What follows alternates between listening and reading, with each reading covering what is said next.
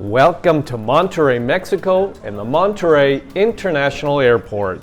Purpose of this video is to lay out the 10 items that will get you flagged by Mexican immigration and customs officials, which may result in 1, the item being confiscated, or 2, you having to pay a fine, or a possibility of 3, prison time.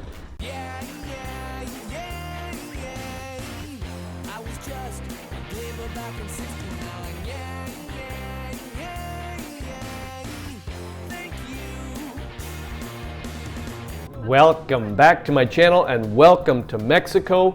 I came across this article in a Mexican newspaper outlining what you can, but mostly what you cannot bring into Mexico. The margaritas are calling, your swim trunks are packed, and you're dreaming of the perfect turquoise water.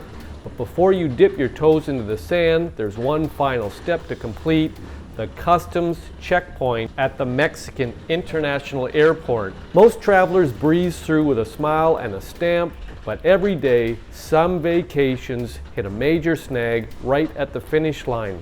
A simple, honest mistake can lead to long delays, hefty fines, and having your belongings confiscated. Don't let that happen to you. Now, this Mexican newspaper article has provided the most up-to-date official regulations and scoured traveler forums to bring you the definitive, no-nonsense list of the 10 most common items that will get you flagged by Mexican custom officials this year. Number 1, vapes and e-cigarettes. This is the number 1 issue causing problems for tourists in 2025. While you might see them for sale illegally in some tourist spots, a presidential decree makes it strictly illegal to import vapes, e-cigs, and any related liquids or devices. Now, often people think, I'll just bring my own, but the consequence is officials are actively looking for them in both carry-on and checked luggage. They will be confiscated on the spot, and you can face fines exceeding $1,000. Don't risk it. The second item is the Z-PAK. You brought leftover antibiotics from a previous sickness just in case. Big mistake. All prescription medication must be in its original pharmacy labeled bottle with your name clearly on it. Now, the mistake is tossing pills into a daily organizer or a Ziploc bag. The consequence, an unlabeled baggie of pills, is a major red flag. At best, it gets thrown away. At worst, it leads to long interviews in a back room. Number 3, common North American cold medicine. That trusty box of Sudafed D or Claritin D in your bag could be a problem. Over-the-counter medications that contain pseudoephedrine are banned in Mexico. The mistake: packing your go-to allergy or sinus medicine without checking the active ingredients. Now, the consequence is confiscation and a lecture. Stick to basic cold meds without D or pseudoephedrine. Number 4, more than 10 packs of smokes.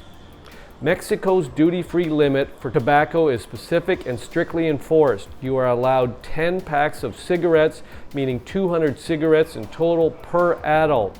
The mistake: grabbing a full 10-pack carton at the duty-free shop, which sometimes contains 250 cigarettes, or bringing more than your personal limit.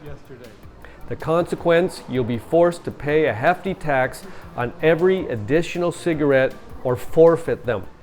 Number 5, fresh fruit or a homemade sandwich. That healthy apple or turkey sandwich you packed for the flight and forgot about is considered prohibited agricultural material. The mistake: forgetting to toss leftover fresh fruit, vegetables, meat, or dairy before landing. Now, the consequence is it will be found and confiscated by agricultural inspectors to prevent foreign pests and diseases from entering the country. Eat it on the plane or leave it there. Number 6, a forgotten bullet. This one isn't fun, it's serious. Bringing any firearm or ammunition into Mexico without an incredibly hard to get permit from the Mexican military is a federal felony.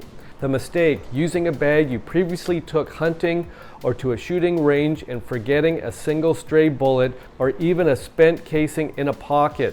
The consequence: this is not a fine. This is immediate arrest and potential prison time.